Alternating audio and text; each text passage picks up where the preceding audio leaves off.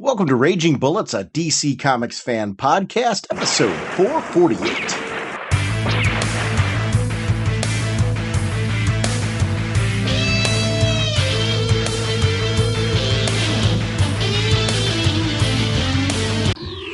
Welcome to Raging Bullets. I'm Sean Whalen, drnorge, and I'm joined as always by my co-host Jim. Riddle me this. Oh, wait, let's just save that for later. So says the sensei of the whatnot, Segulin, the Duke of the elder statesman of the podcast. How's it going, eh?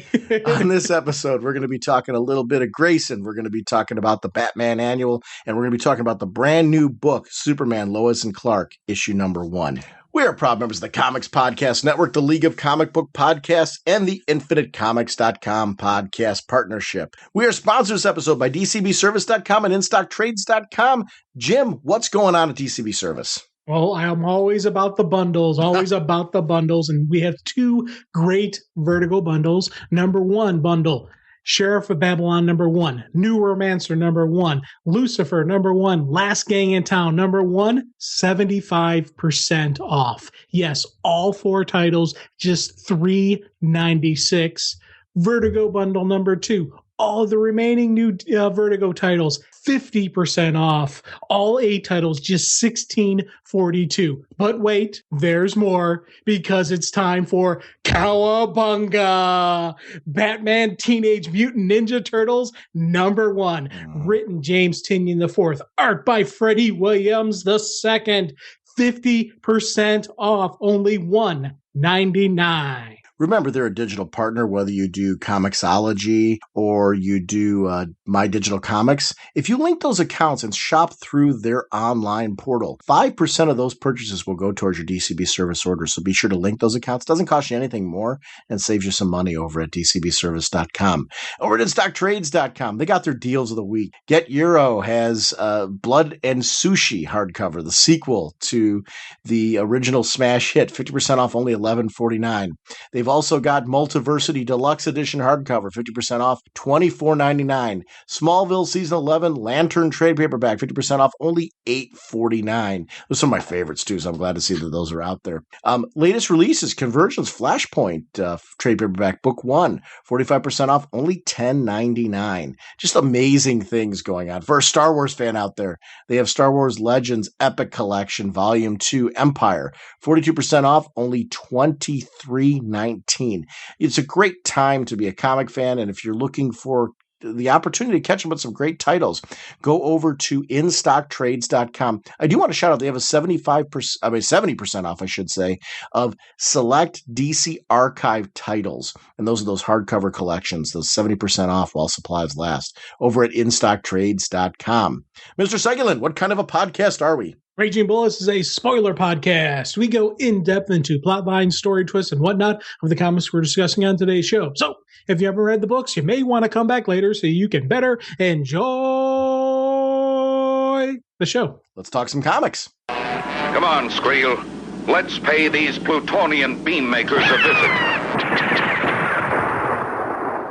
Our first discussion is on Superman, Lois and Clark number 1. The writer is Dan Jurgens, pencils by Lee Weeks, inker Scott Hanna, colorist Brad Anderson, letters by A Larger World Studios, Joshua Kozin and Troy Peteri, with covers by Lee Weeks and Brad Anderson, variant cover by Tony Daniel and Tomei Mori, assistant editor is Andrew Marino, editor Eddie Berganza, and of course, Superman was created by Jerry Siegel and Joe Shuster by special arrangements with the Jerry Siegel family. This was awesome. I'm sorry, just no other way to say it. This was awesome. I don't know, this kind of like, I don't want to say it fell under my radar, but when these number 1s came out, like this, Telos, Batman and Robin, Eternal, I think I'd been so caught up in the current storylines of books that I was reading, I didn't remember they were coming. Yeah. So then they came and I'm just like, I read this one and I was particularly excited when this one came out to read it. I started reading it through. I'm like, oh, this is really cool. And it was like Christmas Day almost, because I opened this thing up not knowing that this present was going to be there. started reading it and really loved every page of this. What I love about it is, you talk on the show a lot about how you like progression and you like to feel forward movement with characters, and you'd love to see just more history with characters. And that's part of continuity and all that. And I really like that concept too. But you always talked about like what happens if they have a family and, they have kids and those type of things going on down the road. You talked about how you'd love to see a universe of that. Or you even at one time on our show referenced a whole universe doing that. Well, this is cool because it does that. This is the Superman pre the New 52. I love that this takes them from Convergence to now, but it's also no time has passed, since Convergence. I feel like we have gotten to see what happened to them post-Convergence. They give you enough flashback sequences to show them handling things like the crisis on Infinite Earths and everything that they said they were going to do. But it also feels like this Superman has all of that pre-New 52 history. He's that guy. He lived all that. This is the guy whose stories I read, and I'm getting a chance to visit this old friend again with forward movement now. I think this is brilliant. I'm a big fan of what they're currently doing with Superman, but man, am I happy to see this guy back. Oh, God, yeah. I was like, I was so excited when, because like you, I completely forgot about the book coming out this week. And when it popped, when I open up my box, I see it, I'm like, oh my God, I actually just grabbed it and started reading it right then and there. I was like, oh, and as soon as reading it, I was like, oh, we're talking about this one. Just because I was so thrilled. And, I tell you, I was wondering when they first announced this, where he was going to be, what was going on. And I love the fact that they very clearly let us know exactly what universe he is, what time he is, where everything is falling in line. And I thought that for me was something that was awesome, and how they showed it to us, because it was great through showing us in the flashback of the current DCU fighting Darkseid, and that very first Justice League team up, where they're showing the team first coming together and they show everybody fighting. And then when you at first glimpse, when you see that version of Superman, you see, okay, that's the New 52 costume. Oh man, that's where he is. By page 2, right away, okay, he's in the current timeline. And that for me, it was one of those whoa kind of moments that this universe now has 2 Supermen in it. Going through everything we've seen that has happened since the very first battle with Darkseid, there have been 2 Supermen on the planet. And I think that for me was kind of like a wow kind of moment. The one thing I liked about this is everything you're saying. I think I expected that they were going to be, from the blurbs and all that, I was expecting they were going to be set on some other planet, that they were populating with new people coming in. Because they talked about, can they stop on this new Earth, old villains from creeping up, old things from happening again.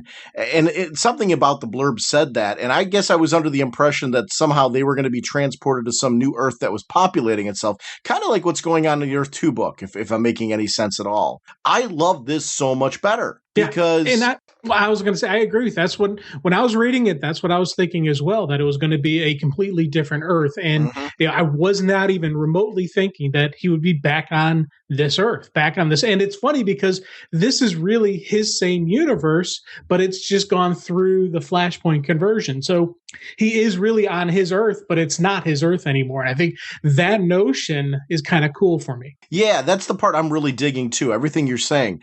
The one thing that I really liked about this too was the way that he has to hide who he is. He can't go out in his Superman suit now. He has to kind of wear a different sort of Superman suit to kind of stay under the radar. He has to be very well aware of what's going on with our Superman. Our current Superman storyline right now makes it that much easier for him to operate right now. And I like how that's all playing out, like how it makes sense that this guy would be going on and playing out in this world. I'm really enjoying his reasons for operating the way that he is. I'm anxious to see where his status quo is going to go. I love that his child, they think that the kid doesn't know, but the kid's already started seeing the clues and sorting things out. I love the kid. I like that aspect of it because of everything you've ever talked about in the past. It's great to see progression. I love that he's with Lois. And I love that Lois is, in her own way, trying to be Lois Lane. Like she wants to be her own agent of change and using her skill set. But then we've got some stranger watching her and all that. The whole story and the whole cast, I mean, we're talking about 3 characters, really captivated me all the way through. I wanted to know more. These are old friends I want to see again. The kid I find to be a great twist in this whole thing. I love that the kid's named after the dad and, it's just the wink and the nod and all that kind of stuff. I geek out at that. This is the dun Superman that you've always, and he's back again and I missed him. And I love that I'm getting everything. I'm getting this Superman, but I'm also so entrenched in the current Superman. I'm getting the greedy part of me that's like, I want it all, is getting it all. This was a good move by DC. Having Dan Jurgens write this, great move from DC. The art team's fabulous. It's a good-looking book. Feels contemporary and classic at the same time, if I'm making any sense at all. Like, this feels like something out of the past, but yet he's in our world right now, and seeing him reference it is something that I'm finding very unique as well. I feel like I'm traveling with Superman in this, and that part, I always geek out at that. Oh, God, yeah. And it's funny because you're talking about how the past and contemporary at the same time. Completely understand what you're saying. And I like how, they even make references to how this world is so different, how they're not as trusting, how they don't have as much faith, how they don't believe in the Superman like his universe did. And how I really, that was something that kind of, gets you, because you think about just the cornerstone of these great stories that this Superman always had was the fact that everybody always trusted and 100% believed in Superman. There was always that trust. He had as a couple people who were anti-Superman, but as a majority, most of the people had belief and had faith that he was going to do the right thing, that he was going to fly in and save the day. It was going to be the dun-da-da moments. Now, the modern Superman stories do not have that. It's almost, I would say it's the opposite. I would say there's probably now more people who distrust Superman, who distrust the alien, than those who trust him. And I think that's kind of a cool concept that they're stating this, and how this Clark had to change some stuff. He's going under the radar. He's, not dealing with the big villains. He's not dealing with the big bads. He's letting this Earth's superheroes handle that. He's dealing with other stuff. And especially like the fact that he's keeping an eye on problems that he faced, trying to stop them before they become a problem. I thought that was a neat concept for him to go, in my world, this accident caused this. Let's see if I can prevent it. That was some cool stuff. Yeah, it is a chance to kind of because it has to be kind of harsh. You come to this world and you see what's wrong in the distrust and all of that. And how can I make this world a better place? But I have to do it very ninja-like, which, isn't very Superman. Superman is more out there in the open. He's more of a symbol. So it's great to see this guy have to kind of go underground and do something that's outside of his norm and his character. And I love that part of it. I love seeing him in those quiet moments with his wife, too, where they're talking. And one thing I like about that is, to me, the strength of Lois is her intelligence and her skills and what she brings to the table. And Clark using her as somebody for that respected conversation. She's a true partner in his life. And he values kind of venting out his own thoughts to her, to get feedback, to see how she looks at everything. She's in the loop because she's important to him in that process. And I like seeing that relationship play out. And we get to see a lot of time passage in this first issue, because it really takes him from the beginnings of the New 52 to present day New 52. And I really liked seeing some fast progression of, this issue's about bringing you up to speed. So there's a lot of content. It was deep content, and I was very into it.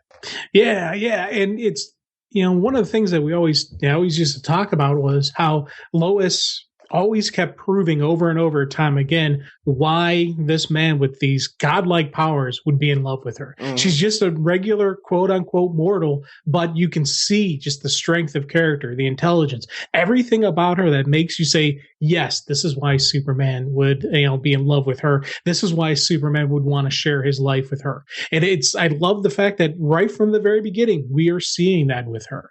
Not only just as the soundboard, as you're talking about, but I like when he initially said, hey, if you want, I could fix this place up in a second. And she's there to catch him like, hey, how would we explain that?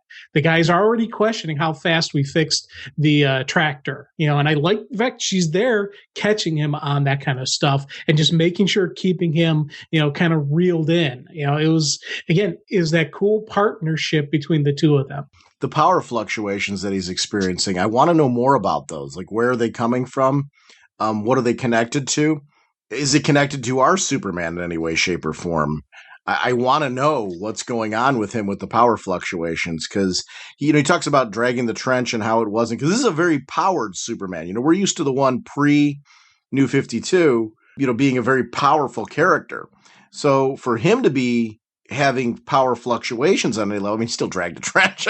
Right, he still was able to, but he's definitely having power fluctuation. I like the fact that they did bring it up, that it's one of those points in time they wish they had somebody they could go to ask about this, but they're on their own here. They've made it the point of not talking to this universe's heroes, not this version of Star Lab or anybody else. They're keeping to themselves, and I think that's kind of interesting. And my personal theory on this is, because he is the pre-Flashpoint 52, this is his universe, but he's not. But it's not his universe. I think we're going to eventually see this guy power down completely. And he's a Kryptonian, but he's not really a Kryptonian in this universe. I think that's the jarring disconnection, because this is his universe, but it's been tilted on its axle, by comparison to him. Yeah, I don't know that I want to see him completely depowered. I don't know that, and I'm not saying that you're wrong. I don't know that I want the story to go there. I don't mind the fluctuations. I'm interested in that story and seeing where it's going. I think it's far more interesting to me for him to be powered and trying to fit in here. Because here's the thing, he's doing things like dragging 13-mile trenches and stuff like that. To me, the interesting part is he's trying to raise a family. He's trying to stay underground so nobody knows it's him. And he has to start asking the question, why do we have two Supermen? Where are you from? They've got a child who they're trying to integrate into this world as, an actual child going through school and growing up normal, trying to give a good home life. But he still has got to be Superman at this point, and because that's ingrained in who he is, right? Got to do what's right. Got to make the world a better place, especially now for the child. To say, I want to make some impact here so that way my child grows up in a good world. So there's a different sort of dad motivation there that I think is really cool, the mom and dad relationship there. And it's something that I think you can't normally get in a comic story like this. I like that they're doing it. Yeah, and you've seen already just the instilling that same worth ethic that the Kents instilled in him. That he's instilling in his kid, having him do all those chores before school, having him do all and you see just this is Pa Kent once again coming back and just showing what made Superman Superman was. When he was a kid, he had this worth ethic. He had this. It wasn't just about making things easier or just taking it easy. No, he had that. It's that rural farm raised mentality, Kansas, Smallville, Kansas farm boy, upbringing, and we're seeing that him pass that on to his son. But again, I love the fact that this kid is inquisitive, and it's kind of he's got a little bit of his mom and a little bit of his dad in him, and you're seeing him piece the things together and just kind of making notes. And it was kind of it was one of those laughing moments where I'm anticipating when the kid finally puts two and two together and figures everything out, and when mom has to reveal it, because Lois is making that scrapbook for him. And I love the fact that, when Clark calls her on this, she's like, hey, what if John finds it? He goes, silly, it's for him when he's older. This is to show him what his father did, what his father does. And I thought that was just a kind of a cool moment where, once again, they're preparing for this future. They're preparing for, this kid. And I'm really looking forward to when the kid starts showing powers, because he's got to have them. Yeah, yeah. And I like this is the part where the story can slow down a little bit now, if you follow me. Yeah, Like yeah. I want to ease into this now. And I like that they got us to a certain point and it seems to be that's where they're heading. I want to now see this family start to grow. Like I like that they aged everything up, so now we got the kid a little older. The kid's starting to the horses issue with being a Zeus instead of Apollo and him catching on to those things. He's not a dumb kid. This probably isn't the first set of excuses. The kid's starting to get suspicious. I think that's super cool because it makes sense. I like that the kid's being written as a real kid, where he's getting yucky about the parents being all lovey-dovey and stuff like that. I like that. I mean, it added a real sense of a real-world feel. I love the black Superman costume. I was a big fan of it in Death and Return of Superman. I like that there's a story reason why he would be wearing this now. He can't wear the traditional bright costume. That part really worked for me in this whole thing.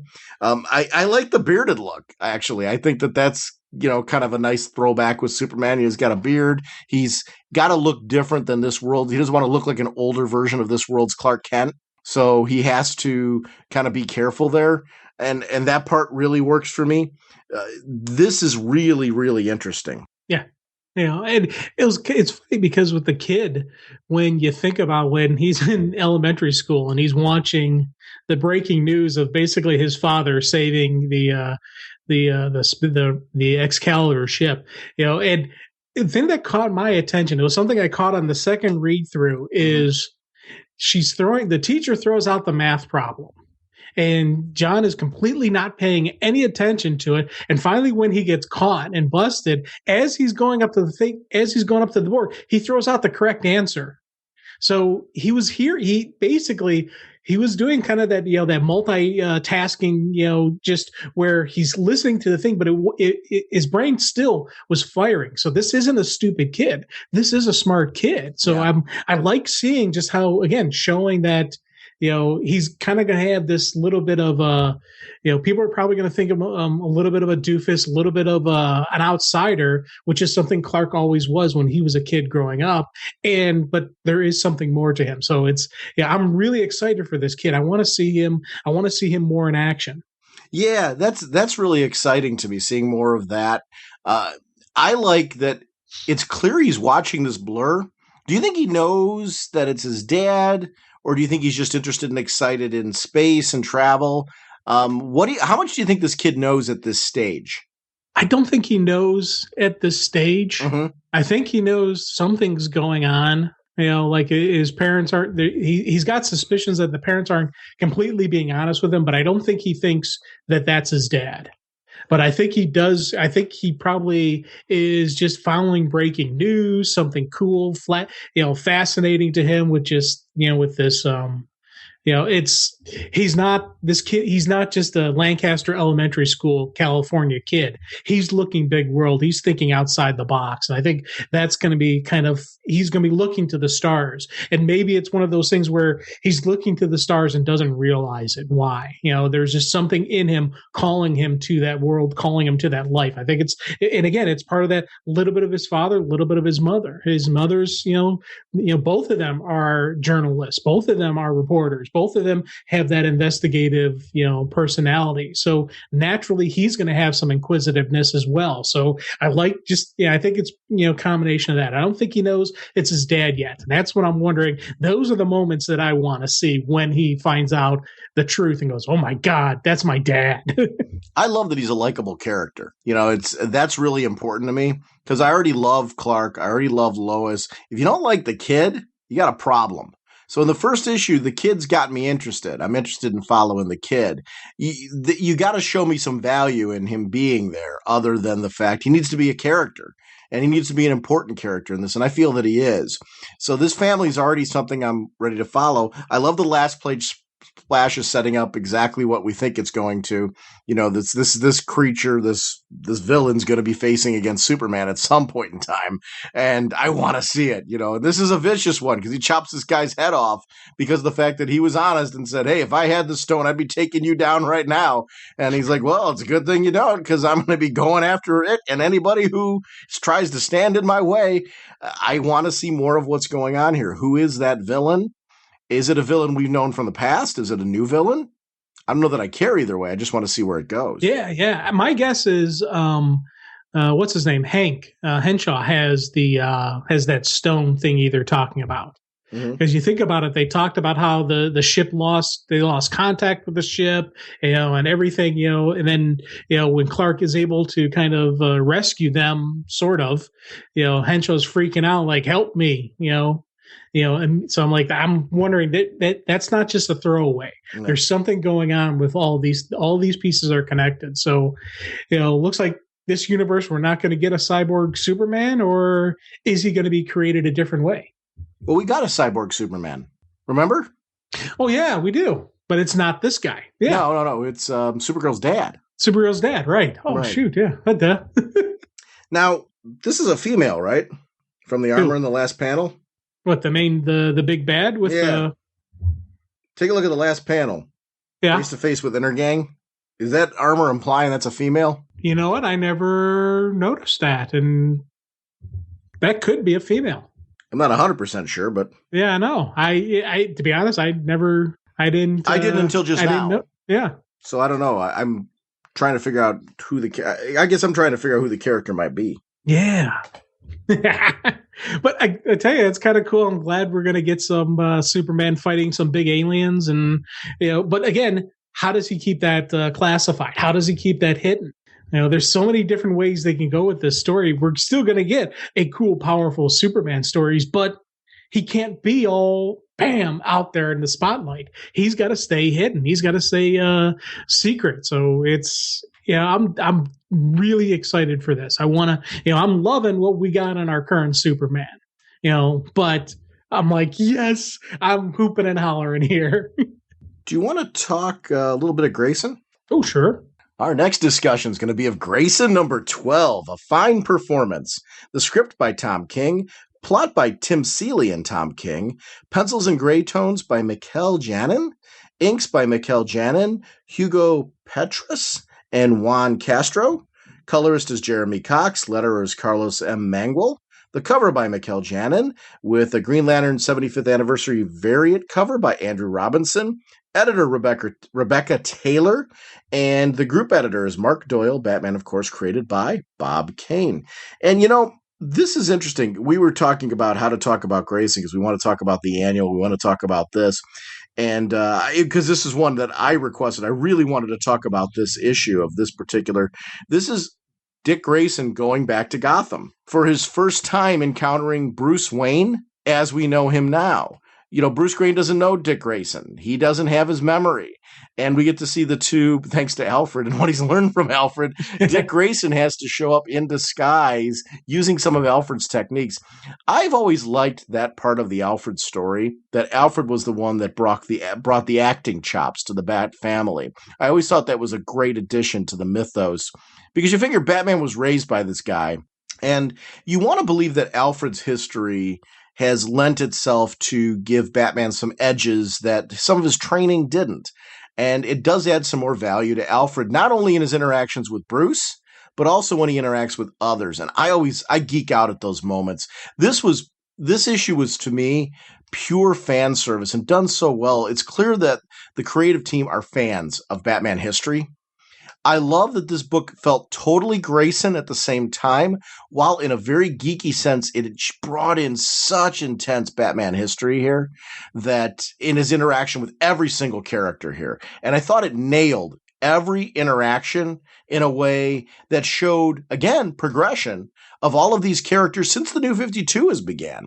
Because these characters have seen a lot in the Bat family, and I thought this creative team did a bang-up job of handling this. This was one of my favorite issues in a while of a book, just because I'm such a Bat geek, and when you nail interactions with everybody on this level, it just worked. This is what I loved about that annual, where Dick Grayson was a guest star. I love that it was referenced here, because that was the Batgirl annual. Right. And I love seeing that play out and continue. Here, we get to see all of the high moments and some great internal dialogue used in Grayson, which in and of itself is like, wait, they're using internal dialogue, which they never use here. And that's the part, I think, when you use something judiciously like that, it just worked. This was a great issue.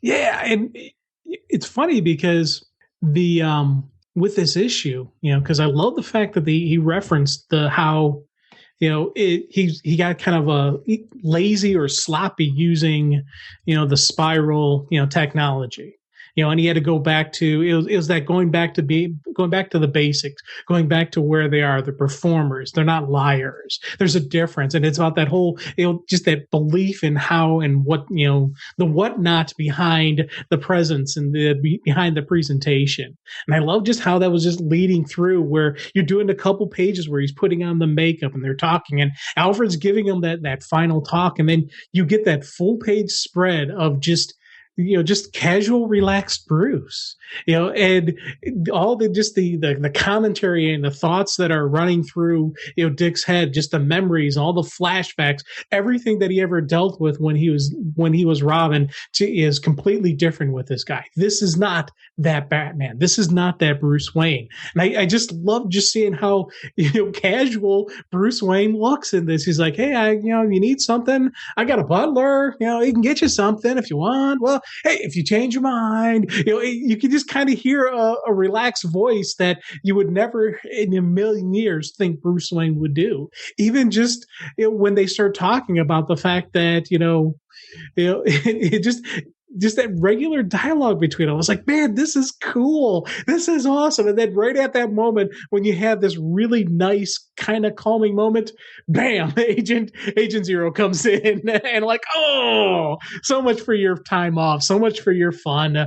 Guess what? You're back on the job. I loved how this played into where it really tugged at the heartstrings, and then bam, hits you right back into Dick Grayson, super spy.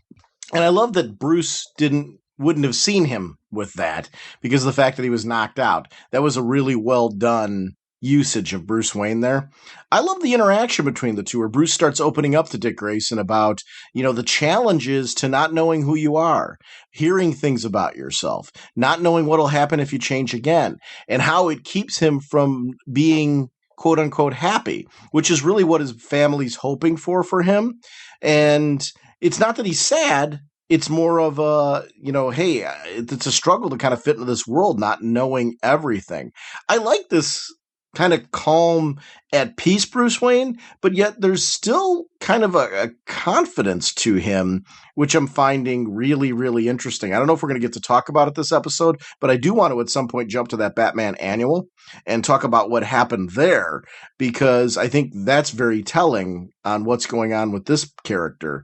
And the Bat universe just has me so excited. It's continued to maintain a momentum that it's had the past few years of just not just the main book, but all of the titles that have some form of connection to the Batman are just really delivering terrific and interesting stories that are all the more powerful when they interconnect. This is what you and I were digging about Batman and Robin back in the day when that book was coming out. Because, Tomasi and Gleason were delivering a story where when these characters came together, you got these really emotional interactions. You got that here, but then you've got this high action of Grayson. And you're right, that super spy stuff, when that kicks into action, man, I love the art team in this book. I don't know how you permanently keep an art team on a book. If there's any way, shape, or form you can just keep this whole creative team together and continuing to do this title, you're doing the fans a service.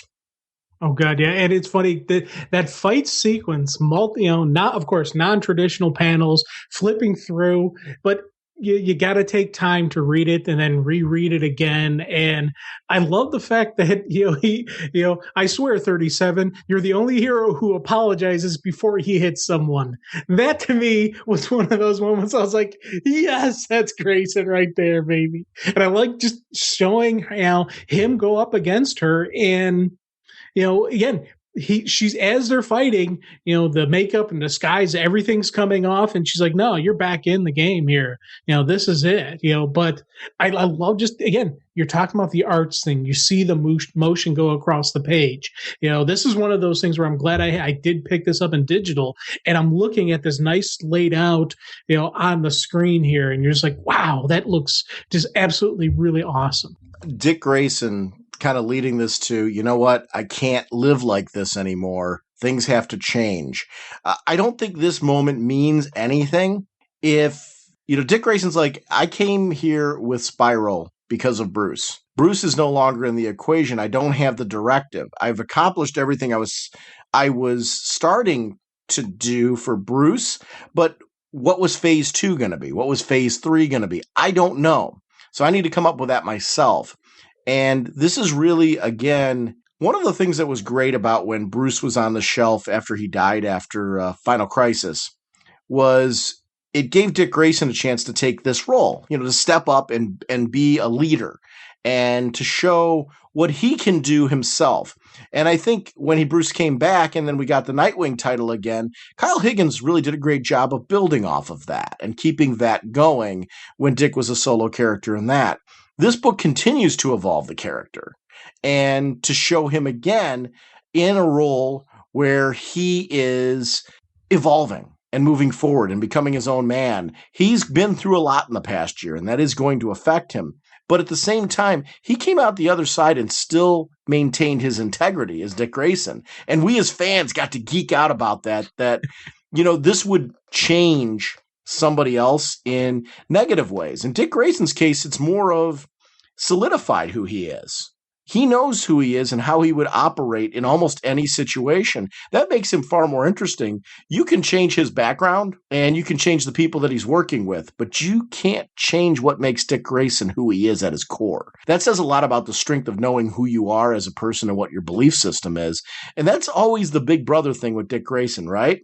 You want to be him because he's just got that cool swagger that just works.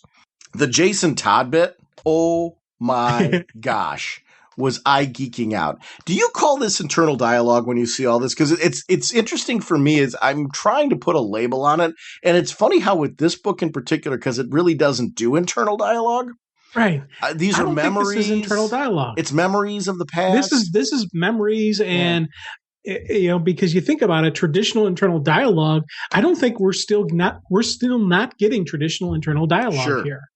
But I think those are flash memories of just like all their interactions and just just that lengthy history.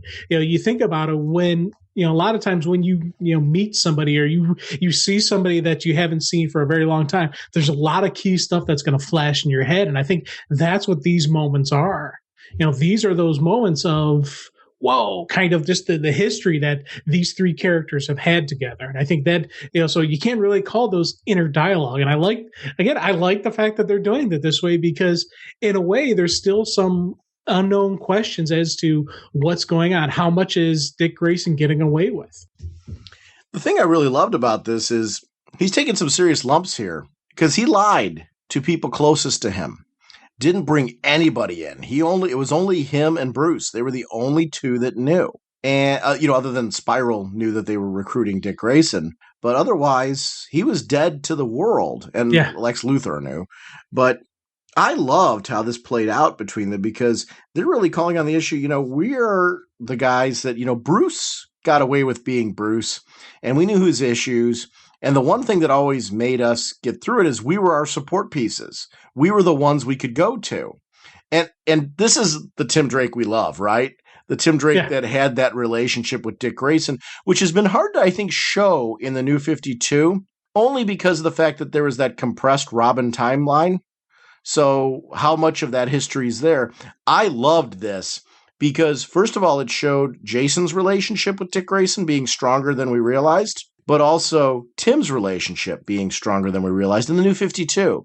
Added a history to them. It also showed, I think this book did a great job of showing the evolution of Jason Todd, who is a character who I'm loving seeing be more of the Bat family member with an edge. Yeah. Seeing Dick Grayson and Jason and Tim have respect for each other in spite of their different ways of operating. This was a geek out fest for me. I love seeing this kind of family for progression in the Bat family. I want to see more of this. That's when you deliver a good issue, you leave your fans at the end going, wow, did they nail this? I just want to see more. I'd like to see them meet up again. I want to see team ups again of this group because of the fact that they nailed it so well in these moments. The gifts that he was giving, but also this issue reads differently the second time through too. When we know later on what Dick Grayson was actually doing in a lot of these interactions. Oh, yeah. And One of the things I loved about Jason in that sequence, because you referenced this, when he's sitting there and after he just he cold cocks, Dick on the ground, knocks him down. I love how when he's ranting, like, I went to your funeral. I don't care what Bats told you. You don't do that to your, and then he catches himself. He almost said brother right there. Right there. That was that moment. But being Jason Todd, he's got to pull it back in. You don't do that to another Robin. And I love just that moment because every so often we do get these glimpses of Jason Todd isn't the complete loner. He wants the family. He wants the bad family. He wants his brothers in arms. I love just seeing those moments. And this was just a great, again, really just knocked it home how much these three really mean to each other. And I was geeking out with you. Yeah.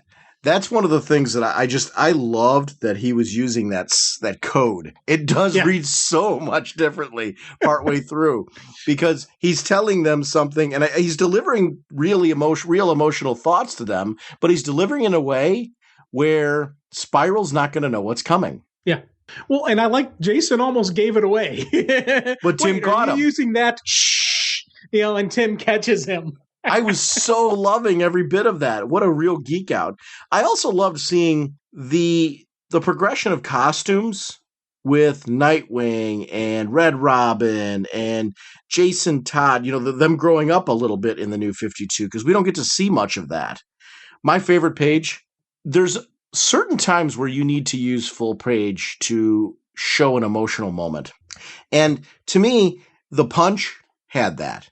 This page, just two characters standing there, the emotional look on Barbara's face. By the way, I love the current Batgirl costume. It was one of those ones when they were first showing it, I wasn't too sure. Now I'm completely geeking out at the whole thing. Seeing the two of them together, her whole attitude of the whole thing, just kind of like, no, I'm not doing this. I'm not doing this. We're not going here.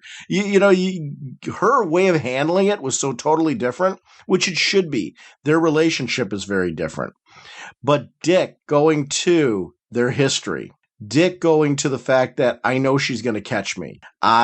This is who we are. This is how we relate to each other.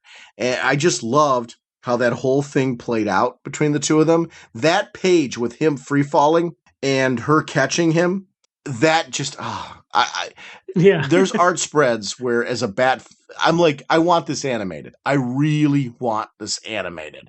I want to see this fluid motion the way I saw it in my head, thanks to the great artwork here and the storytelling that took me through. This was a great use of a full page as well, using the motion on a static backdrop to give you a sense of movement and progression into a panel right down to the bottom. I love that. This art team is one of my favorite in comics right now. I just think every issue is beautiful. They really know what they're doing. I mean, this is really a good looking book. I know they sometimes have other people help out on the art team, and they really make good choices there too, because everyone who works on this book seems to just get it. And I don't know how this is all pulled together for this title. I just really am impressed with when they have guest art teams, when they have their main art team, when they have guest pencilers and inkers and colorists helping out at different. And I think the colorist usually stays pretty static on this, but there's just something about the choices that are made about the people who are working on this book. They just really deliver something special. This is going to be a run that is going to be remembered. And I do encourage people, if you've got friends of yours that are on any level a Bat Family fan and they aren't reading Grayson, this is a great title. I'm thinking of the new Bond movie that's coming out, Spectre. Yeah. Just to a Bond fan, they should be reading this book. I think it's a great title that I think covers a lot of different audiences. This is a book to introduce people to comics with, I think, with the fact that, especially your comic book movie fans that maybe aren't reading right now, you give them this, they're getting a very unique story set in the comics world, but yet something that's very cinematic, very exciting. This really is a bridge book. I think it is. It's a bridge book to bring people into comics. Yeah, and I completely agree with you on the sentiment and just that fluid and emotion and just everything you were saying. I was nodding my head saying yes, yes, yes. This was just one of that fabulous, again, non-traditional panels, great fluid in motion, and then you flip the page. And I love that the catch moment where that's a full page because you got the ghost images, where you got him sitting by her bed after she had been shot, like the moments of him just holding her in arms, and then the moments of them in costume fighting and duking it out and being, the Boy Wonder and Batgirl fighting together. I thought those are some really just absolutely beautiful shadow images on top of the fact that, they're holding, they're locked together, holding onto the bar. That was, for me, those are some really cool moments. And you just, you start thinking of stuff and then you go over to the next page. You're alive. You're alive. Yes.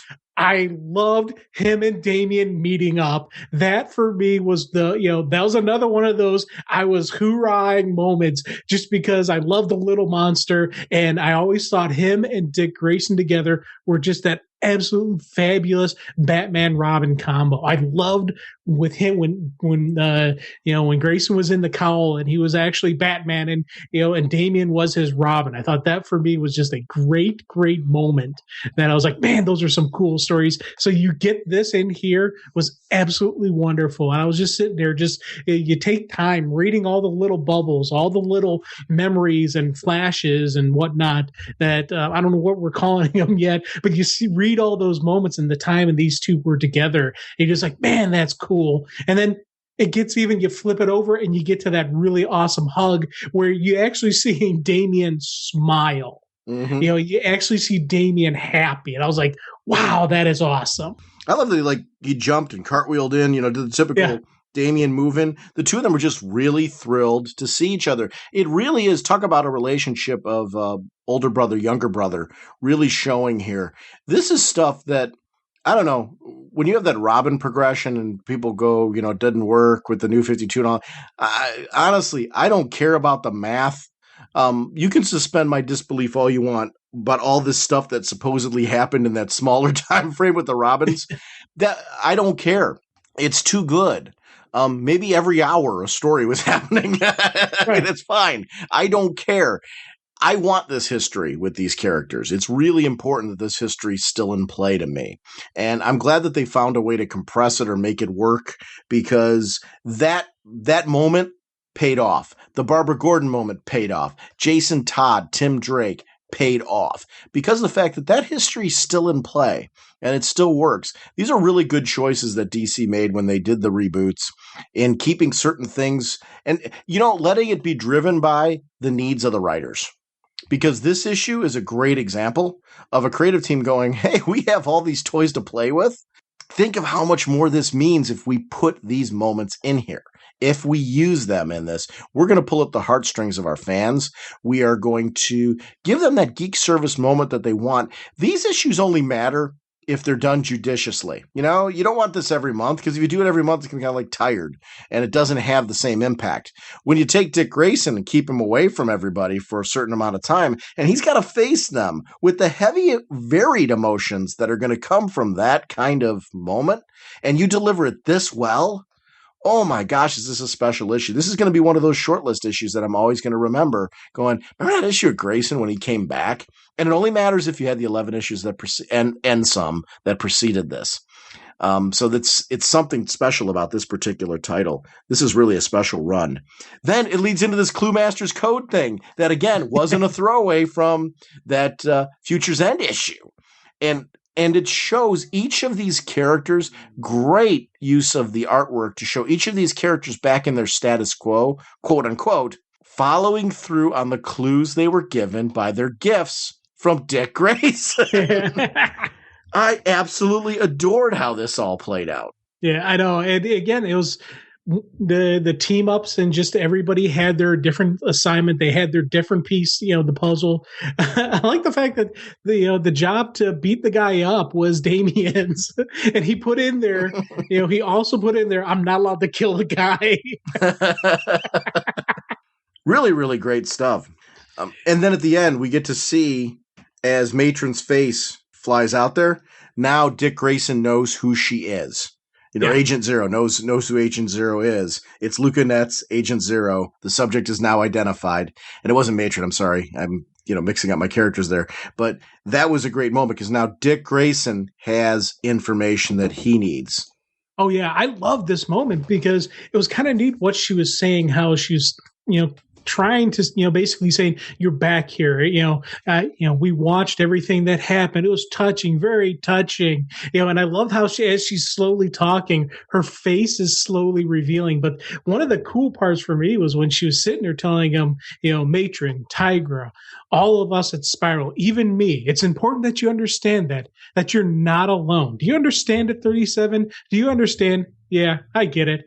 I'm not alone. And then you see just the image, the commentary from all the other Robins, from Batgirl, from, Jason, from, Tim, from Damian. And I love the fact that, he's not alone. He's got the Bat family now. They know they know he's alive. They know what he's doing, and he's got access to them. So it's no longer just him calling into, Bruce for, commentary or help or whatnot.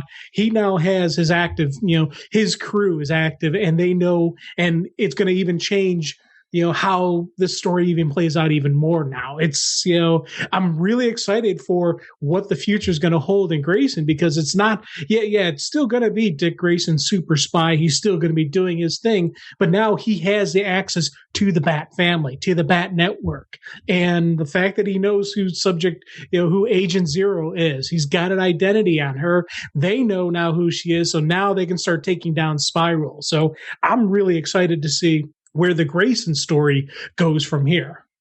And in many ways, he has evolved into a super spy. I mean, because now he's a spy spying on the spies. And he's taken full control of that.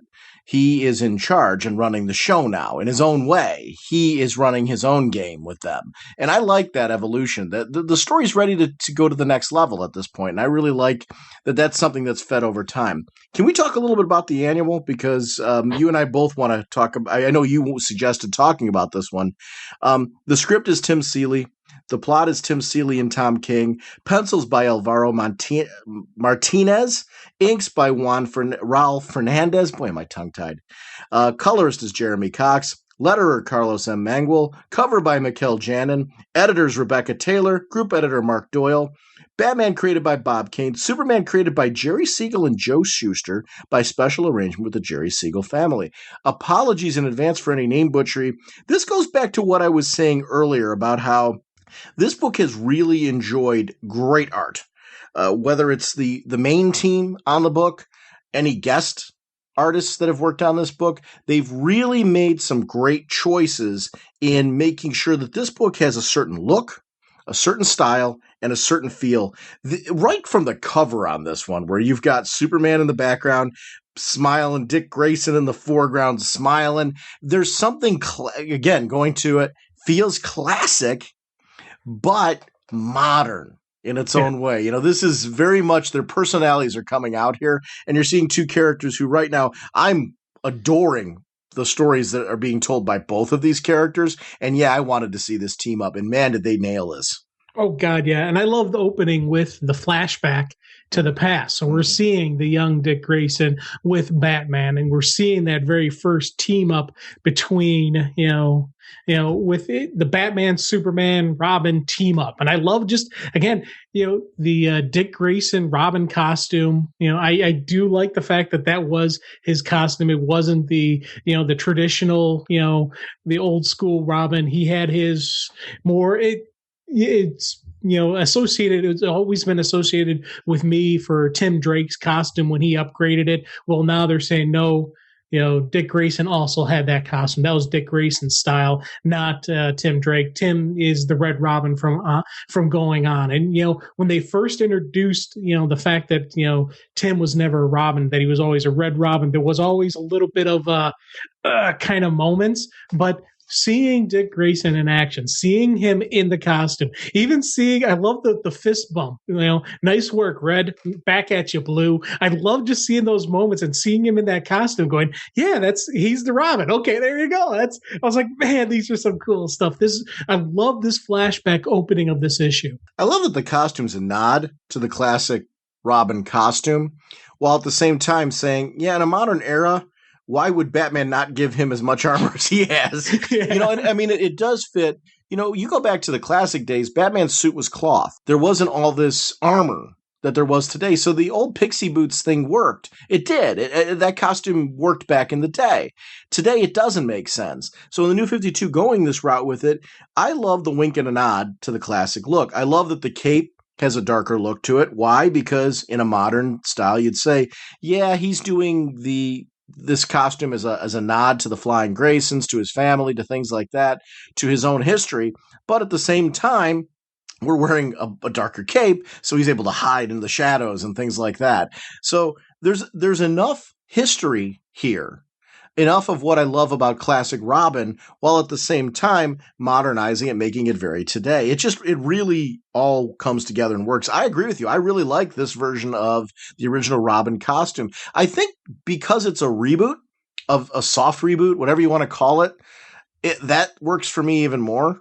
I loved the use of Blockbuster, saying they had a tough time with Blockbuster even considering Superman was fully powered here. So now it sets the stage for the modern day when now Dick Grayson and Superman have to fight not only Blockbuster, but a whole bunch of others, and Superman's depowered. He has powers, but he's more jumping like Hulk than he is flying like Superman. And he's certainly not as invulnerable as he was before. To me, Dick Grayson is totally poetry in motion. And that one last dance sequence where he's just jumping down and floating, and you see him like in those moments where he is doing these death-defying stunts and he's kind of floating through the air, he's so at peace there. I really loved how that played into encountering Superman again. Yeah. Well, he catches Superman. Trust me, I got you. And Clark, and I love the fact that Dick has the spiral enhancements going, so all Clark sees is the swirly face, and he freaks out and drops them. That had me laughing out loud just because of again, showing poetry emotion, showing Clark going, not being able to be, the regular Superman, but Grayson's fine. He's able to do his flips and spins and whatnot and lands comfortably on his feet and everything's good to go. And I love just that sequence of him dropping him, then still trying to, scramble to catch him because he is Superman. But Grayson doesn't need that help. I thought those were some really funny moments, but also great moments that show the characters and their personality. So it was one of those win-win kind of moments where you get some cool visual stuff, some cool, character moments. And also I still chuckle every time I see that scene. Here's what I love about this. When you've got a really good story where the writers have done their homework, and I don't know if it's writers, editors, whatever the combination is, our team too, when everyone's done their homework and they know both characters really well, you can advance both characters in a huge way by letting us get to know them through their interactions with each other. And I thought this story did a really good job of advancing Superman's status quo, but who he is in this world and how he is still Superman, even though, and also Dick Grayson, who he is and where he is, what his roots are, while at the same time establishing that today he's this guy and he's had some advancement too. You see old friends meet up again, very similar to issue 12. This is actually appropriate time to be reading this. Issue 12, he's encountered the Bat Family, and this annual now he's encountering Superman. And we're seeing Dick Grayson kind of melding back into the world in a hybrid sense because he's still this undercover agent. I love how this played out. I really appreciated the amount of research whatever members of the team did to nail these characters just right and to make them feel not only contemporary to their current storylines, but also the history that's been established in the New 52. Because I've liked a lot of the history that's been developed here and a lot of the continuity that's been developed here. And it's great to show progression. A lot's happened in the New 52 in a very short period of time. It's amazing how short the birth of this universe has been, but how much has happened in that time as well. I think this book highlights that. Oh, God, yeah. And again, beautiful artwork, cool, stuff going on, but just that fluid motion that you really need in a Dick Grayson story. And I love just, and it wasn't even just, with Dick and how he was moving around. I love seeing him and Clark working together because you have that, not as powerful Clark who's got to do things a little bit differently, but he started to improvise, adapt, and overcome on how he handles it. And that's some of the cool stuff that happens in these Superman stories now, where he can't take a hit from a missile, but he can blast it to the ground. He'll still take the concussion. It'll still hurt, but it won't kill him. And he knows he's going to have to take the pain, and he does. And I thought those were some, again, really great moments, but also the teamwork of Dick Grayson and Superman having to improvise, react on their feet. The Fist of Cain was just really great to see them and to see the battle going on. I loved seeing the two of them. Clark knowing how Dick Grayson is as an acrobat and being able to utilize that in a unique way in this depowered version. I love the current Superman. It's funny how, like, normally with Superman, I'm really anxious to see him get powered back up again and do his thing. I'm finding him endlessly fascinating in this current state, and it's working really, really well. To me, it's showcasing even more the qualities that I really love about Superman. The ability to kind of look at him and go, wow, he's just really a good guy. I do think he makes you want to be a better person. You want to be able to handle, I think, the insurmountable odds. We all feel like we have tons of weight on our shoulders. Like you and I talk regularly on the podcast about how over the course of the last 10 years, both of our work responsibilities have gotten a lot heavier. We've both had issues with illnesses with family members or, turmoil with family members, in the sense that there's just been things going on. And when we, both are family people, care deeply about our family. So when those things happen, they affect us. When you read something like a character like Superman, you see just the amount that's been piled on him, and yet he still maintains his integrity, the sense of who he is. I think that's one of the great things that I think comics have done for me my whole life is they help you to develop, they tell the kinds of stories that help you develop a moral code, right? Because you want to be like these characters. And it's more than just putting on the costume and the powers. It's character. It really is strong, well-developed character. And these types of stories, I think, really highlight that. Oh God, yeah. Especially, you get one moment where the Fist of Cain, they're getting ready to start killing innocent people. Mm-hmm. Blue bloods equal double points. So what's Dick do? He's like, hey, guys, I'm a member of Spiral. We killed your boss. I'm worth triple revenge points, quadruple if you make me suffer.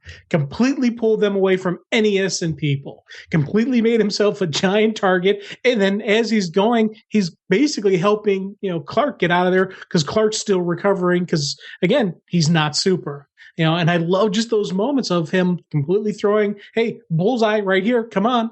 Don't go after those people. Come after me. Clark, same deal. Come on, let's go. And immediately, what's the first thing they do? Let's take the fight away from the populated area. Let's go to the abandoned section. And it ends up being that same stretch of road that they fought before. But again, it's still pull away from the innocence. I always love those moments in the Superman, stories when you would get, he's fighting in the middle of a crowded group and he's going out of his way to save innocent people. Batman had some really cool moments where he did that. Nightwing stuff had some great moments where he actually put himself at harm's way to save an innocent person. I love those superhero moments. I love those type of, those true, just definition of who they are. I love the super cycle bit. I really hope you're calling this a super cycle. I stopped naming them. They don't seem to last very long, so I can't get attached. But then we find out later that's totally not true. And I really like that, seeing that personality bit. You know what? What's really great is when two characters, Batman and Superman do this a lot where they talk about how different they are. But then there's times where they really find out that they have a lot of similarities, but they've also rubbed off on each other. I think that happens here. I like Dick Grayson bringing Clark up to speed during some of the bike ride, too, where he's talking about Midnighter and what's going on with him. There's those things going on.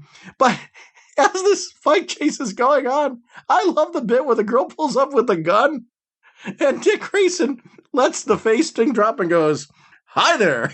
And she's totally thrown off her game. This book is not afraid to have that Dick Grayson sense of humor, where he's suave, he's got swagger, but he's also a funny dude, and he likes to have fun in some of this. There's a fun factor to certain characters that I think Spider-Man's a great example of this. You have to, as Spider-Man, tread the balance of keeping a certain fun factor to him. And whichever character's playing Spider-Man. Miles Morales, the newer Spider-Man, I like the fact that he's a kid who has fun too. I think you need to have a fun factor to Spider-Man. That's kind of the nature of the character. I think Blue Beetle had a lot of that at its best. All versions of the Blue Beetle. Dick Grayson, though, if you go back to the core, he was brought in to be that kind of fun character. And he was, our gateway into Batman's world. As you age him and as he gets older, you need to have that part of him that goes, this is still fun. All these other characters talking about how life as a hero is hard and all that. And yeah, it's true. And we see that with Dick Grayson, but man, that dude still knows how to have a good time with all this. And it's great. And we see that with him with Superman. There's something about the two of them that has to feel uniquely different to Bruce and Clark. And man, does this feel different than when Bruce and Clark team up. Oh, God, yeah. And again, I love the 1-2 combos and just, how these are two guys who they know and trust each other. And that's, you're willing to really take a risk if you completely 100% trust the person you're with. And Clark he can't fly anymore. He's not as immortal, as invulnerable as he was. He's very vulnerable, but he's going to trust that not only is, this plan going to kind of quasi work, but he's going to trust that Dick Grayson's going to catch him at the last moment. And then Clark even returns the favor and catches him. I thought that was a great moment between the two of them where Clark does the initial catch and then, Dick does the initial catch, then Clark finishes off. I thought that was a really cool 1-2 combo. I love the use of the bomb as a way to buy time, and them knowing this isn't going to stop this. It's only going to buy us some time so we can get to one of the safe houses and make a plan from there. The safe houses and the fact that they're all looking destitute, and this really is a world that used to be run by Batman, but now it's been abandoned because Batman our Batman no longer knows who he is. There's this sense that the world has moved on. Batman's moved on. Alfred's kind of clearing out the various strongholds as well because of the fact that he's basically convinced Bruce needs to remain who he is now. He does not need to be this man again. Yeah, there's technology there that brings into question the ability to do it. I love that this reflects Dick Grayson's world, Superman's world, but also Batman's world and how things have moved on. This is how you put together a shared universe and really make it interesting and exciting. I love this kind of stuff. And this is where stories matter because of the fact that creative teams take the moment and go, this is where we need to put in a safe house. And this is what the safe house needs to look like because of the current status quo. I want people who are reading other books that are picking up this annual because they're seeing the team up of these two to understand how their world has been impacted by the recent changes with Batman. That really shows a lot of care. I appreciate this kind of stuff because it does show an extra effort because writers need to do research to do this. Editors need to do research. I don't know who's, involved in all that. Yay, kudos to whoever made these kind of choices because it meant a lot to me as a reader. Oh, God, yeah. And it was funny because just that when they first go into the safe house, I'll tell you, when my first read through, my eyes were immediately drawn to, the Mark Desmond explanation and showing his powers and all that. And I kind of missed a lot of what the base was going through, how, it was actually destroyed and, messed up. It wasn't until, second read through when I was actually really just taking my time looking at all the different images that it really hits home just what level is going on, what actually is happening to all of the different strongholds, all of the different, safe houses that Bruce has. And I thought these were some really cool moments, especially when you get this going on and you're thinking about and talking about the past.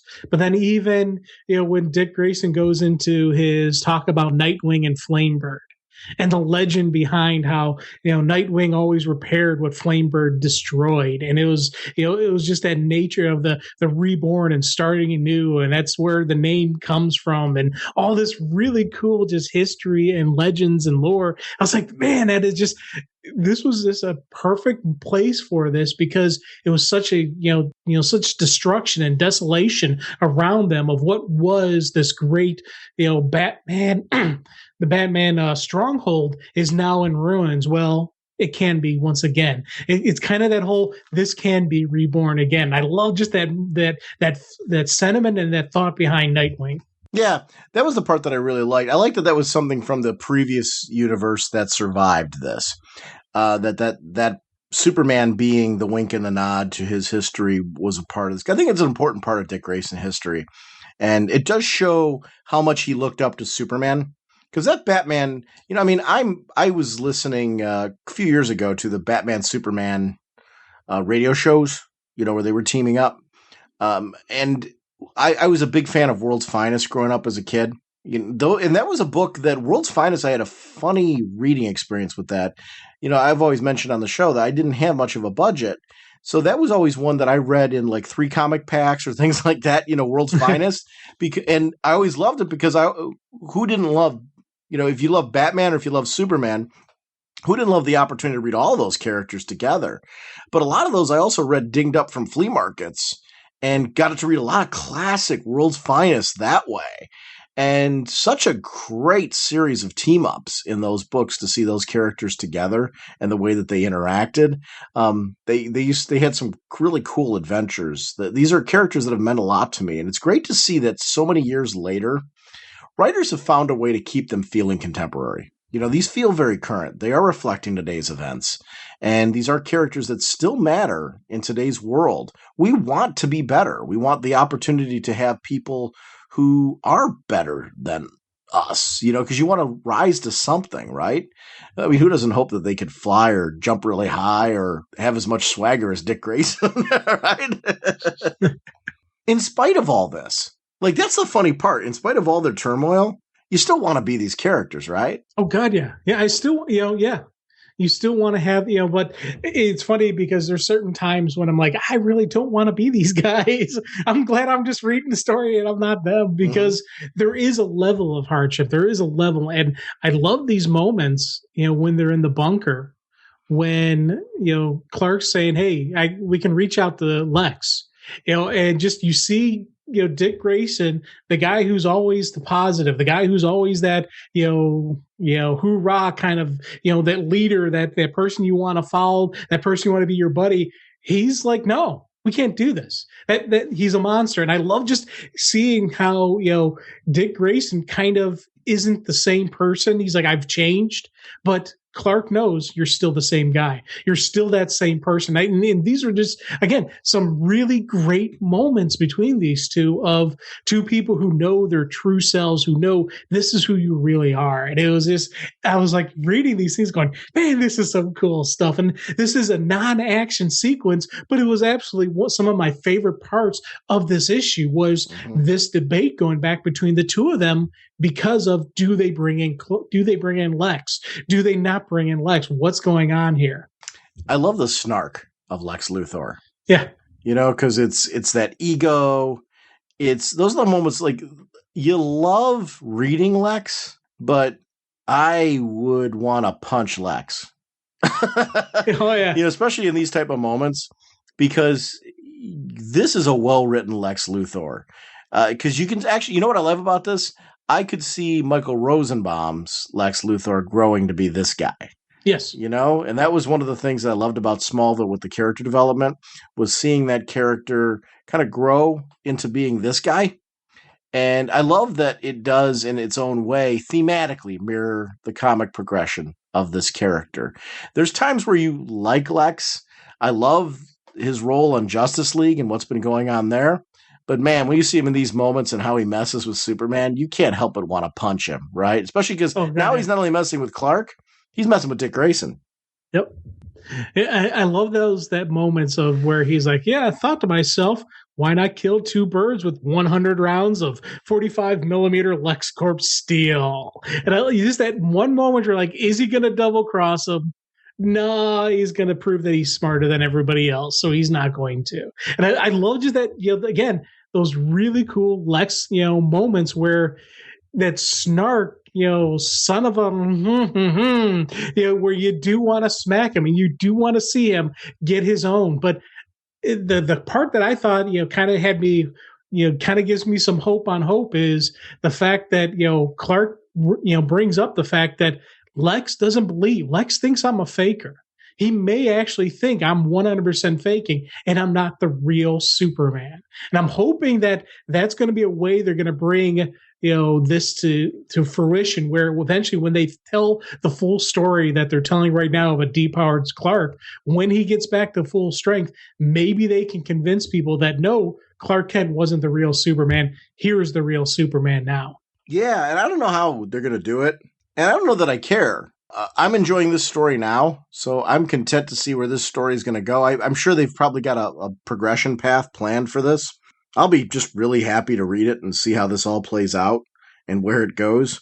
The last page kind of says it all, because you see our current Clark kind of talking about being sad that Nightwing gave up that name because of the symbol that it was, but then realizing that as they work together, he is his agent of change, and that name Grayson maybe really is fitting, because at the core, it's who he is.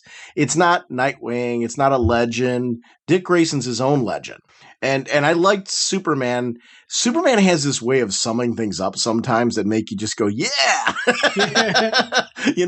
And when you get a thumbs up and a wink and a nod from Superman, it just always feels good when it's well written. And this takes me back to that. Remember that Blue Beetle-ish, the Blue Beetle Superman team up? That was a Blue Beetle issue, wasn't it? Yeah. Freddie drew it. And we had that really cool moment with the two of them at the end. This read like that for me at that last page. And I love those moments because it's something unique to Superman. When you feel like you get a pat on the back with Superman, I don't care if he's depowered or not. There's still something, like he's the guy. He's the big blue, right? And that just works really well. I loved seeing Bruce Wayne there. I loved seeing Helena there. And I loved seeing Jim Gordon there.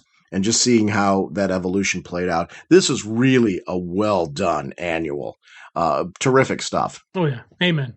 Our next discussion is on Batman Annual number 4, Madhouse. The writer is James Tynion IV, with art by Roger Antonio, with colors by Dave McCaig, letters Steve Wands, cover by Sean Gordon Murphy, with Rebecca Taylor, associate editor, Mark Doyle, editor, and of course, Batman was created by Bob Kane.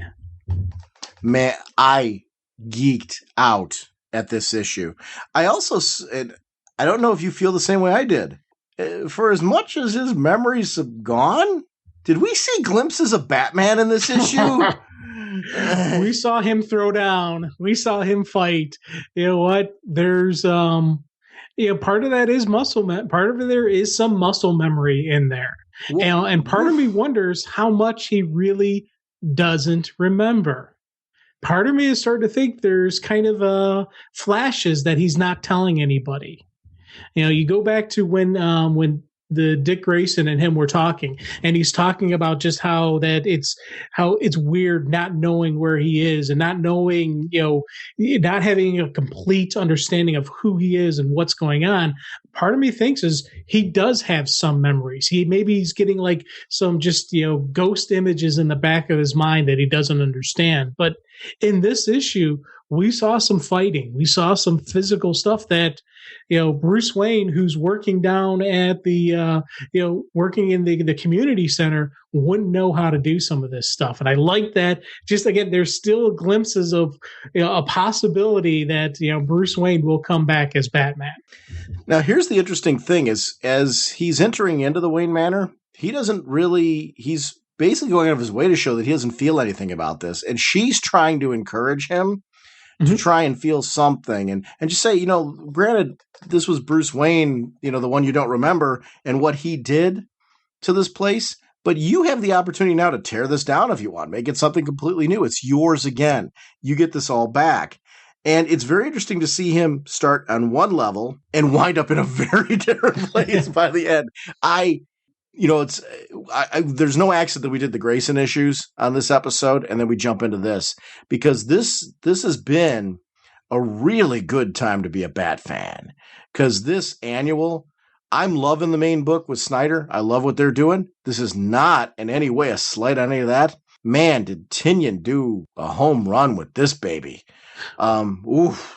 And if you think about it, timeline-wise, this stuff took place before the Grayson stuff. Mm-hmm. Because in that, Bruce is already in the manor when Dick Grayson comes to visit. He's already settled in and he's already there. He's still getting used to the place, but it looks like Bruce is actually living in the manor again, and this is where Bruce goes into the manor. So you think about it, this is the lead in to that kind of stuff. This is the lead into that, when the Justice League, there's a Detective Comics issue where the Justice League comes a calling.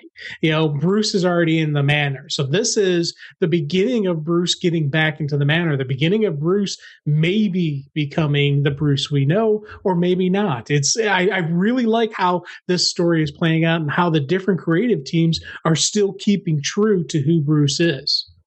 I like that this issue also explained the transition, like why Jerry Powers would give this up. She's like sitting there, Arkham came to me and we talked about this, and he had a really good pitch going until he slapped on some clown makeup and went logo, and now he's in his own institution. Well, I don't know that how attached to that I wanted to become.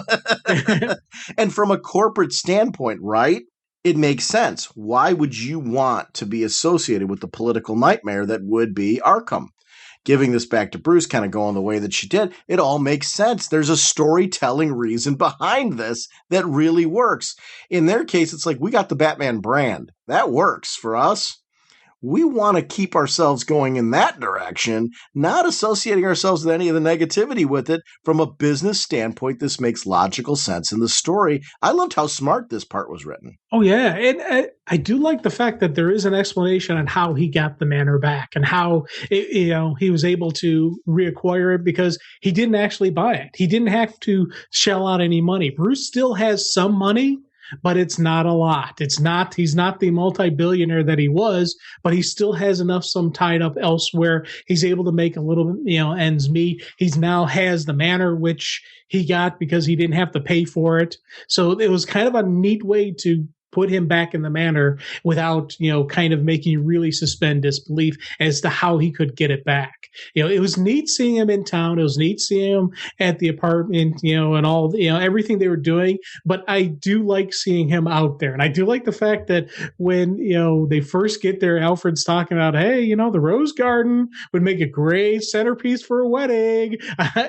Alfred is just absolutely wonderful in this issue. The Clayface reveal, the way that it turned into this whole basic attack between the Riddler and Mr. Freeze and Clayface, and how they planned for Jerry Powers being there so she couldn't summon Batman, I thought was really well done. Because these are supposed to be, some of Batman's bigger nemesises. And a lot of times, the good guys come in too quickly, and we don't get to see how devious they can be in their planning, especially with Riddler there. But Mr. Freeze is no slouch when it comes to his intelligence.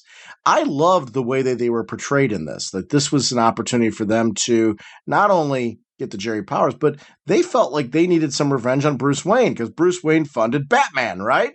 But also They were in Batman's, Bruce Wayne's house and being held prisoners and captive there. Bruce Wayne provided that opportunity for that. This stuff was really, really fantastic.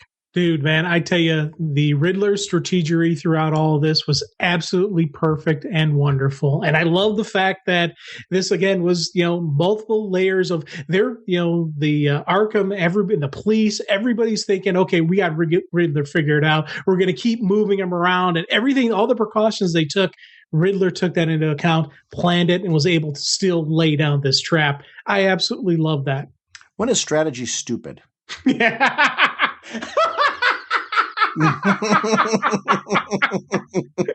Oh, that's perfect. Well, you don't want to answer the riddle? That's awesome. I was expecting something, was not expecting that one. Well, hey, you picked the timing. You rolled out the red carpet, so to speak. When is strategy stupid? When they call it strategery. Bravo. Well played, sir. Well played. Every bit of this issue was great because Bruce wasn't backing down from these guys. And that moment where he's like, I'm not here to play games, that was not Bruce Wayne. That was Batman. Yeah, and one of the things I thought was kind of cool, with a lot of these moments where you're saying that was Batman, yes, but there's still kind of something else there. I don't know. There's something. There's going to be if and when this Bruce comes back, he's going to be a little bit different. There's going to be a different edge to him, maybe a different take on him. And he's going to, it's one of those things where life and circumstance is going to, direct where he goes from here. Because yes, that I'm not here to play, games. I completely heard the Batman voice as he was saying it. But then as this fight sequence is going on, as the different times when, you really see, Bruce Wayne, Batman type of, go into, butt kicking mode. The other thing, too, the aversion to guns is still there. I wouldn't even know how to hold it. Not even there's not a whole lot to holding a gun. But also his analysis of what's the other reason that they're hunting me? He's asking for more than one reason. There's a part of him subconsciously that's asking. He wants to know the answer, and that he doesn't want to know the answers. And there's that battle that's going on with inside him. And you're right about how this plays out so well with what happened in Grayson. And then, is it me or did it just get cold in here? Him noticing that, him pulling that piece out of here. I really loved how this played out and how many glimpses of Batman I saw in him, no matter how small they are. Echoes are the best way to put it. There's echoes there of Batman. Yeah, and the using the statues of his parents, and just every time they kept playing with the heartstrings and just tugging at Bruce, and he just keeps fighting through it. And I love some of those moments where you get him just shattering shattering the images. Then when he sees when he sees Julie, he grabs her, but no, she's just sand and clay, and she just disappears. And you keep seeing him just that rage, that firing, like, come on and face me. Where he's calling out 3 of Gotham's most dangerous criminals, and he's like, let's dance. And I love those moments. But here's the thing, the look on his face when he saw the parents, the rage that he's lashing out when he swings at that, this isn't my story. Me don't think he protests too much. Oh, yeah. I was so geeking out. There was not fear. There was rage. There was anger. I mean, when you see him, as the battle goes on further and further, he starts pressing on. I'm not playing. This isn't a scared man. This is Batman. I mean, yes. Oh, he was so Batman in those moments. Honestly, they could do a whole series of Amnesia Bruce, and it could be month after month of just full series of Amnesia. I would read it over and over again. If you're getting this guy, I love this. And one of the cool things, I loved when they finally get him to admit, like, what are you? Crazy. I was crazy. That's what you want to hear, right? You want me to say that I was some damn lunatic. And I love just that, again, that rage in his eyes and kind of that look on Riddler's face, like, whoa, okay, this is not who we thought we were up against. Wait a minute. And I like just seeing him, just stand up, and again, these are the quasi-Batman-esque moments, that strong personality. We talk about just the upbringing of, Clark, and how, the Kansas farm boy, they're raised with the, there's that solid worth ethic. Well, inside Bruce, there is still that kid who was, traumatized, who, dedicated his life to making sure nobody else felt like the victim like he did. There's still that person inside him. And we're getting these glimpses in this fight sequence. Especially, I loved when they're standing over him and he's got that final, it looks like this is going to be the final battle. This is the end of Bruce Wayne. no, it's not. He's ready to keep on fighting, and he's gonna rage against this. And I thought those are some really great moments where if he was complete amnesiac Bruce, you would get you would get more of a pacifist in these moments. You wouldn't get the fighter in him. You also wouldn't get a guy who at the beginning was saying, I wouldn't even know how to hold a gun, who picked up a gun, aimed it, and hit his target. Yeah. I mean, and hit a target that was not a person deliberately. Yeah, oh God, yeah. And I love the fact that when he shot, Riddler's like, "What? You missed?" He's like, "No, I didn't." Because it was funny because as he was shooting, I knew he wasn't shooting at any of them, but I didn't know. It didn't dawn on me until he talked about I wasn't aiming. Until he actually says I was aiming for the signal blocker on the top shelf. It didn't dawn on me that he would do that. And once again, it's Batman coming out saying, being one step ahead of the Riddler. He's the ultimate strategist. He planned that out. I loved the whole bit with Canasta and the look on his face, the confidence in those moments. I mean, this is instinct at its core. I mean, that was absolutely brilliant how that all played out. I honestly, I'm fascinated by this storyline. It's funny. I'm loving Jim Gordon Batman. Please don't get me wrong by this. But as I was reading this, I'm like, oh, he's got to come back. And I'm like, I miss him. I so miss him. And as I'm reading this, every page I'm turning through, it's here. He's in there. Batman's still in there. I don't know that he needs some doggone machine. I think he's just going to wind up being Batman because it's who he is at his core. I can't wait to see how this all plays out. They got me. It's funny how great writers who understand great characters. We've talked about this. I think it's a really common theme this whole episode. When you look at the handling of two different Supermen, Dick Grayson throughout history, and Bruce Wayne, Batman, his universe here. Man, is it amazing when these writers understand how to use these characters and really can move some interesting stories here. Because in this moment, there was not a single part of this story where I didn't feel like I was totally reading Bruce Wayne and Batman at the same time. Yeah. It felt like he was back, and it makes you again.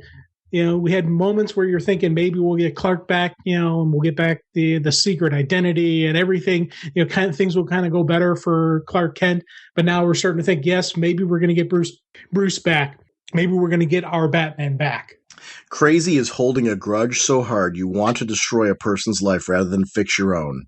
I know I was a difficult man. I did some things that seem outright insane now that I look back at them. But I know more than anything that Bruce did them because he knew they were the right things to do. And I hope I can live up to his legacy. Here, let's see if this scars. That is not an amnesiac.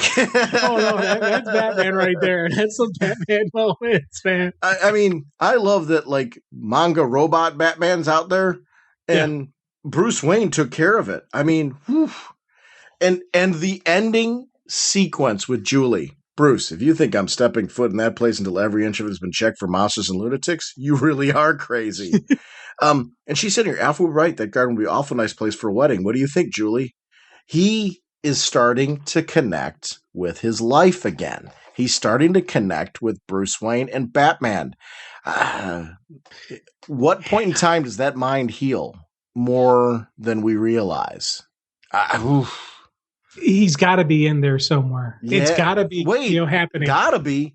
It is. This issue, I think, says to me right now, he's in there. He's in there. Yeah, I don't think he's 100% there. No, but it's starting. The images are starting to come back, and it's starting to. And I'm wondering, him being in the manor, if that's going to change some stuff. Yeah, well, this sequence, I think, changed some stuff. No, I agree with you. I don't think he's 100% there. I don't think he's even close to 100% there. But there are things that happened there that if you were to ask him and quiz him about, he wouldn't be able to explain. Yeah. And I think that Grayson issue, you're right, takes place after this. It's funny how that opening is a great epilogue for this. Yeah, I know. It's funny because we have Bruce Wayne amnesiac, but we're still getting great stories out of it. We've got Dick Grayson, a super spy, but we're still getting amazing stories. We've got Clark Kent depowered and completely, secret identity thrown out the window, but we're getting these great Superman stories. I'm really digging how They're taking our traditional mindset and our traditional thought on what is the DC superheroes, what are these iconic heroes, and we're flipping them upside down. We're flipping the script on it, and we're still getting some great stories that are reading true to the people who they are. Yes. I was like, this is some great stuff, man. It's because the writers understand the characters at their core.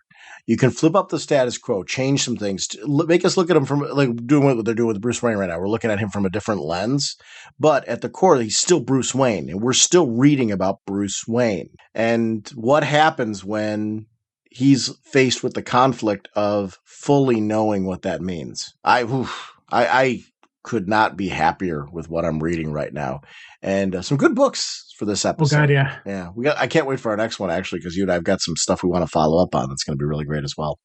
Reaching melting point. Not sure we can make it.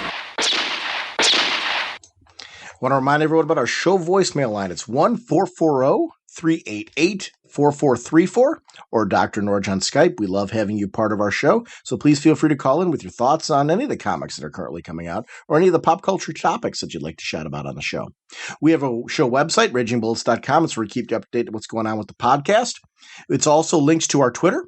We have a Facebook fan page, but we also have an amazing Facebook group community. And we share that with infinitecomics.com. It's a wonderful community. It's really been taken over by the people that participate there, and they've made it into something special. So if you're looking to chat comics and pop culture, if you're looking to have regular hangouts talking about the latest television series and things like that, that's really the group that you want to hang out with and chat with. They're an amazing group of people. I check in with them regularly just to find out what's going on in pop culture because these guys are on top of it.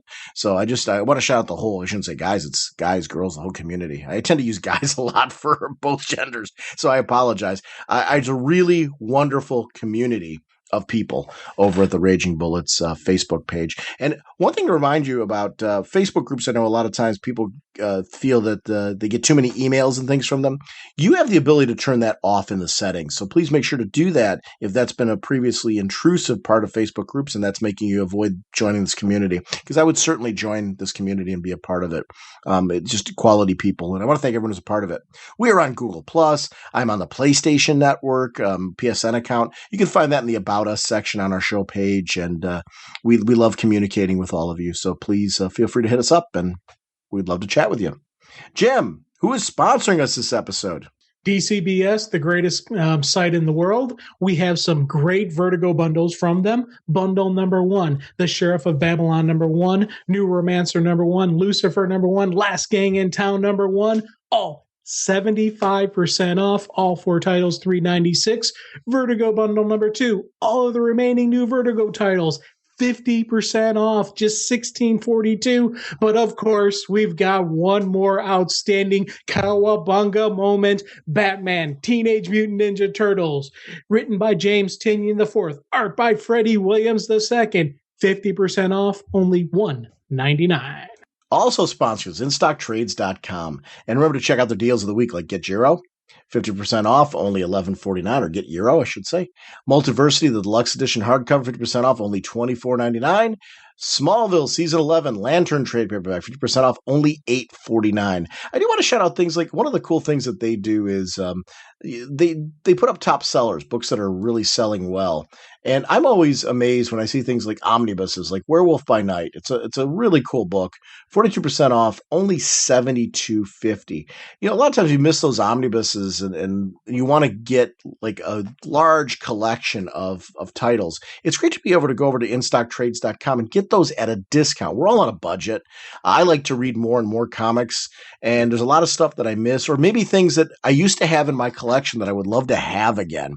And it's great to be able to go to a site like InStockTrades.com and be able to get those in collected editions at an amazing discount, because it's the only way we can kind of keep up with this hobby and be able to read as much as we enjoy. So I want to thank DCB Service and InStockTrades.com, not only for supporting our show, but providing some amazing discounts for us as fans so we can keep doing all this reading. Our next episode, Jim and I have a whole bunch of books we want to talk about. We do want to talk about, for sure, Batman and Robin Eternal. Want to talk about the new series Tell Us. We also have some Vertigo books we're going to be talking about, and I don't know if we're going to get into those next episode, but we're going to start talking about the Vertigo #1s that are coming out.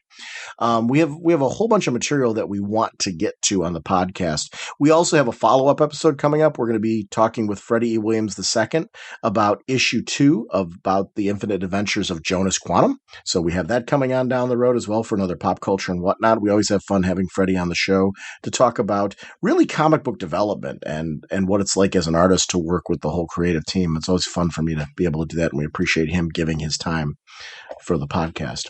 So we will see everyone next week. Bye! On November 13th, Sean Whalen was asked to stop constantly talking about comic books. That request came from his wife. Deep down, he knew she was right, but he also knew that someday he would find someone that would talk to him. With nowhere else to go, he appeared at the home of his childhood friend Jim Segulin. Sometime earlier, Segulin's boss had requested that he shut up about his comic books and never speak of them again.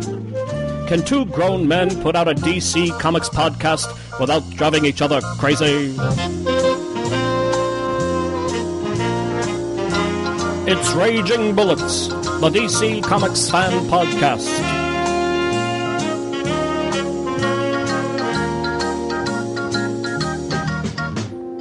With Sean Whalen as Dr. Norge, and Jim Segulin as the Sensei of the Whatnot and the Duke of You Know.